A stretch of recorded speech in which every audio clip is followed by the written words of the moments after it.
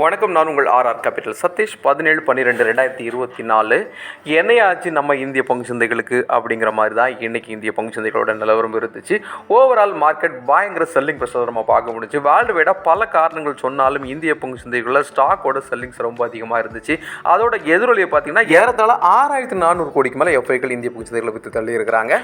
Overall மார்க்கெட்டை பொறுத்தவரையில் 1064 புள்ளிகள் சென்செக்ஸ் இழந்திருக்கு. 80,684 க்ளோஸ் ஆயிருக்கு. 332 புள்ளிகள் நிப்டி இழந்திருக்கு. 24,336 க்ளோஸ் ஆயிருக்கு. இன்றைக்கு மார்க்கெட் இறங்குறதுக்கு முக்கியமான காரணம் வேர்ல்டு வைடா யூஎஸ் ஃபெடரல் ரிசர்வோட மீட்டிங் இருக்கு இல்லையா, அதில் பெரிய அளவில் ரேட் கட் இருக்குன்னு ஒரு எக்ஸ்பெக்டேஷன் இருக்குது. இருந்துச்சுன்னா மார்க்கெட் பூஸ்ட் ஆகிறதுக்கு வாய்ப்பு இருக்குது.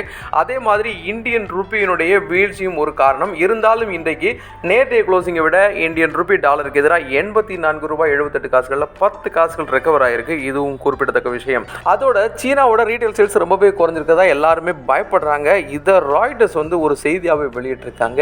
இதுவும் முக்கியமான ஒரு காரணம். செக்டார் வைஸ் பார்க்கும்போது ஃபினான்சியல், ஆயில், கேஸ், ஐடி செக்டர்லாம் பயங்கர டவுனில் இருந்தாங்க.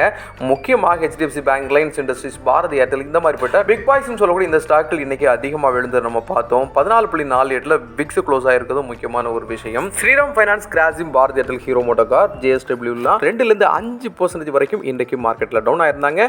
பேங்கிங் செக்டர் அதிகமாக இறங்குறதுக்கு ஹெச்டிஎஃப்சி பேங்க் முக்கியமான காரணம். ஏன்னா SEBI warning letters HDFC bank அகைன்ஸ்டா கொடுத்திருக்காங்க. ஹெச்டிஎஃப்சி பேங்கோட ஒரு சீனியர் எம்ப்ளாயி ரிசைன் பண்ணாம இருக்கிறதுக்கு எதிராக தான் இந்த வார்னிங் லெட்டர் கொடுத்திருக்காங்க. இதுவும் முக்கியமான காரணம். இதோட சேர்த்து ஆக்சிஸ் பேங்க், ஐசிஐசிஐ பேங்க்லாம் 1% மேல நெகட்டிவ்ல இருந்தாங்க.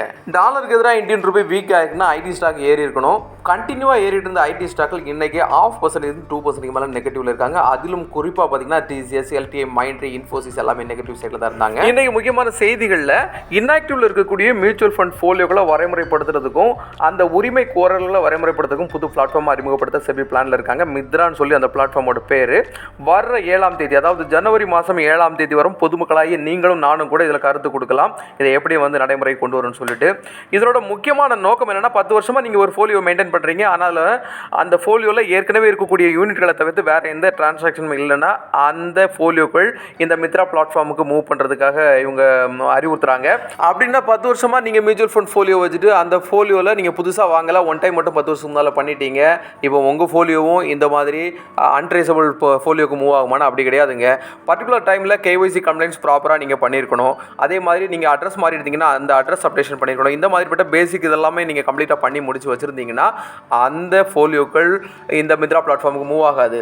10 வருஷத்துக்கு முன்னால் இன்வெஸ்ட் பண்ணி அதில் எந்த உரிமை கோரலும் இல்லை, அதே மாதிரி நியூ இன்வெஸ்ட்மெண்ட் இல்லை, கேஒய்சி ப்ராப்பராக அப்டேட் பண்ணலை, அப்படிப்பட்ட ஒரு சூழலில் அதை யாரோ ஒருத்தங்க அவங்க அந்த இன்வெஸ்ட்மெண்ட்டுக்கு உரியவங்களோ அல்லது அந்த இன்வெஸ்ட்மெண்ட்டுடைய நாமினிகளோ உரிமை கோராமல் போகுது இல்லையா, அந்த மாதிரி ஃப்ராட்லண்ட் பண்ணி யாரும் ரிடம்ஷன் பண்ணிடக்கூடாது, அவங்களுக்கு உரிமை கொண்டாடிடக்கூடாதுங்கிற ஒரே ஒரு காரணத்துக்காக தான் இது பண்ணுறாங்க.